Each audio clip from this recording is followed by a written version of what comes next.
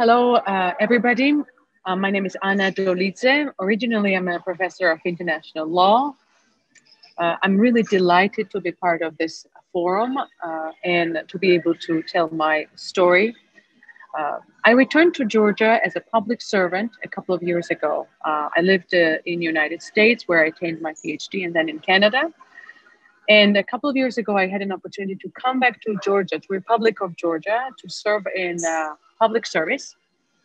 But now I want to tell you a story of how I started building a movement called Movement for People. It originally started at my previous job when I was appointed as a public servant in a commission that oversees judiciary. My whole life's objective has been to establish independent courts in Georgia. Of course, it has always been a challenge in a newly born republic from the Soviet Union. And this was a great opportunity for me to serve in this commission and to work on judiciary reform. And that's where I discovered that unfortunately this would not have been feasible because the judges that had been serving on the bench, they had been part of a previous authoritarian regime.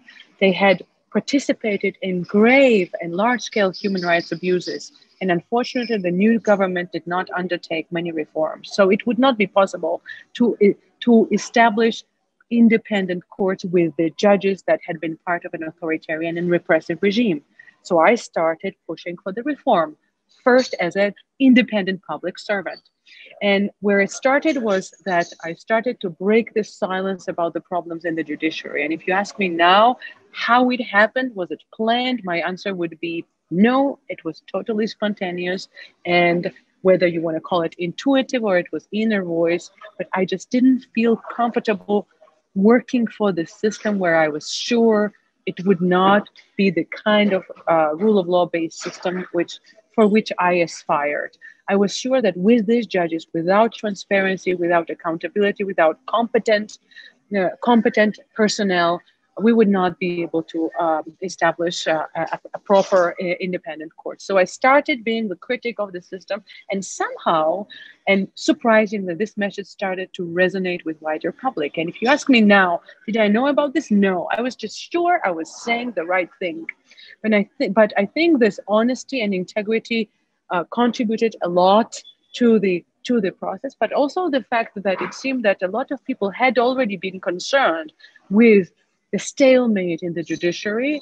However, they were not voicing their concerns as vocally for many reasons. And suddenly, my media appearances about the problems in the judiciary became part of a kind of a snowball movement that started to build by itself. Somehow, I pushed a button that created these waves in public of concerns for courts.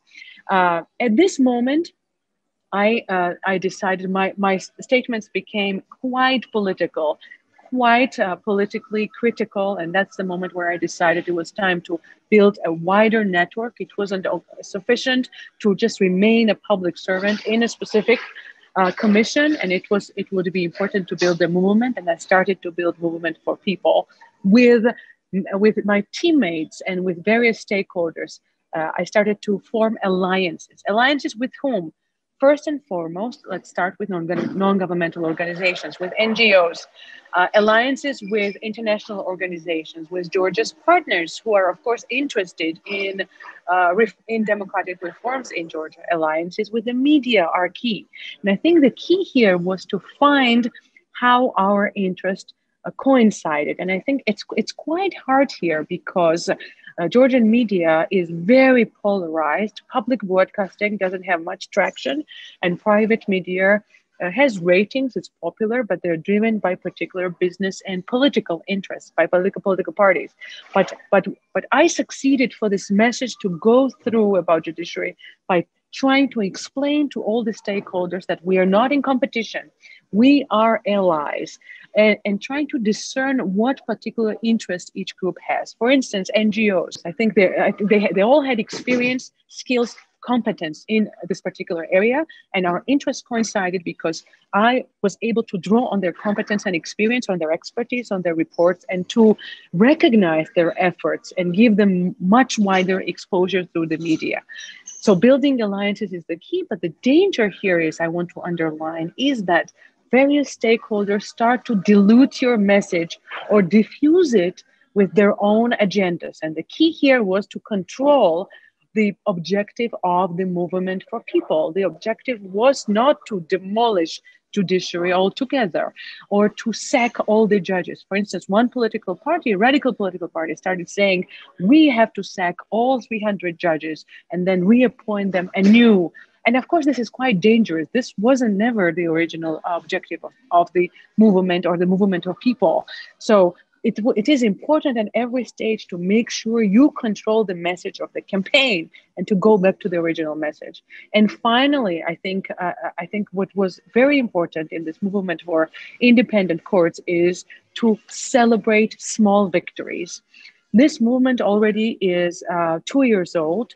And of course, a long time will pass since we're able to achieve real reform and since we're able to substantially change the composition of the courts or to establish a new system. And protracted war, this protracted struggle isn't easy. It takes a lot of resources. It's very draining. Sometimes in this fall, I used to do 5 on-air appearances on the media, and this is with all the delegation possible, to express the message on some small TVs, radio stations, personal meetings. And how can you refuel the campaign when it's lasting so long? And along the way, by celebrating small victories. I'll give you an example. Amidst this process, there was one stage where we had to the council had to appoint new judges to the Supreme Court. Previously, appointment process was always behind the closed doors and was always secret and with backroom dealings mostly, and public had no clue what kind of people would go to the Supreme Court. I started demanding that this process be televised and transmitted online. With building alliances, speaking with the head of public broadcasting, speaking with NGOs, speaking with international organizations, convincing the judges themselves that this was a very small concession, not a big one, a small concession. We could achieve that the whole interview process was broadcasted. This is 50 candidates interviewed over a month, hours and hours of interviewing. And this was a victory. We could have ignored this as a victory. We could have said, it doesn't mean much. What is the difference does it make? But in fact, now I'm sure that institutionally in future, all judges, all interviews for such a high position will be televised. Public will have the idea what kind of candidates are being appointed. I know in the United States, this is normal. This is a routine when candidates for Supreme Court are being interviewed in Congress, but not in Georgia. So now we have this change, and it was very important to celebrate this as a victory for the movement for people, as it gave us fuel to continue forward with our aspiration. Thank you for this opportunity. I wish you all best of luck in your endeavors.